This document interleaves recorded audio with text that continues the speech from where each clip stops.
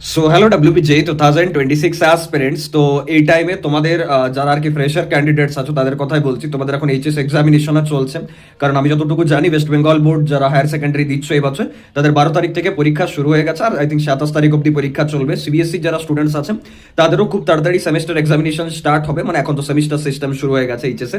তো মোটামুটি মার্চের অর্ধেকের বেশি কিন্তু টাইম নিয়ে নেবে। তো এই টাইমে কি তোমাদের ডাব্লিউবিজে তে ফোকাস করা উচিত, ডাব্লিউবিজে এর প্রিপারেশনটা কন্টিনিউ করা উচিত, নাকি এইচএস এক্সামটা দেওয়া উচিত, সেটা রিলেটেড আমি কিছু ব্যাপার বলতে চাই। দেখো, এই টাইমে অনেক প্ল্যাটফর্মস আছে যারা কিন্তু নিজেদের মক টেস্ট লঞ্চ করে। তার মেন রিজন কি, সাইকোলজিক্যালি যদি একটু ভাবো, তোমাদের মধ্যে ম্যাক্সিমাম স্টুডেন্টের জেই মেন্স কিন্তু খারাপ হয়েছে বা হবে, হোয়াট এভার ইট ইজ। তো এবার যখন জেই মেন্স খারাপ হবে, তোমার মেন্টাল থট কি বলবে যে তাহলে এবার তো আমার কাছে একটাই টার্গেট ডাব্লিউবিজে।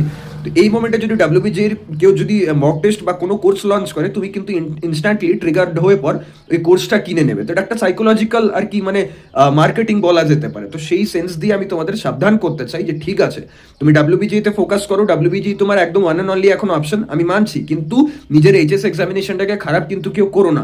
কারণ ডাব্লিউবিজে এবার ডিলে হবে আনডাউটেডলি, তার কারণ এখন অব্দি ফর্ম ফিল আপ হয়নি, ইলেকশন আছে। তো সেই ওয়াইজ দেখতে গেলে ডাব্লিউবিজে একটু হলেও ডিলে হবে, মানে খুব বিশাল না হলেও 10-15 দিন তো ডিলে হবেই ধরে রাখো, বরং আরো বেশি হতে পারে। তো সেই সেন্স দিয়ে আমাদের কাছে এখন অনেক টাইম আছে।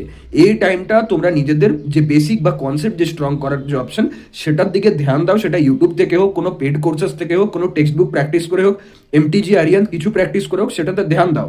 তোমাদের জন্য আমরা মক টেস্ট রেডি করেছি অ্যাজ উই অলরেডি প্রমিসড, কিন্তু এখন না, এখন নিজের এইচএস এক্সামিনেশনটাকে দাও। কারণ এইচএস এর মার্কশিট বা এইচএস এর যে পার্সেন্টেজ, সেটা কিন্তু ফর এভার হোল লাইফের জন্য তোমার কাজে লাগবে।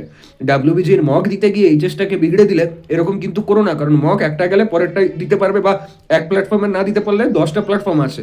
কিন্তু এইচএসটা যদি একবার খারাপ হয়েছে না, পরে আর সুযোগ পাবে না তুমি। বা যদি বাই চান্স মার্কস কম এসছে বা ফেল করেছো, তাহলে কিন্তু ভালো কলেজের চান্সও পাবে না। এটা মাথায় রেখে পর কাজ করো।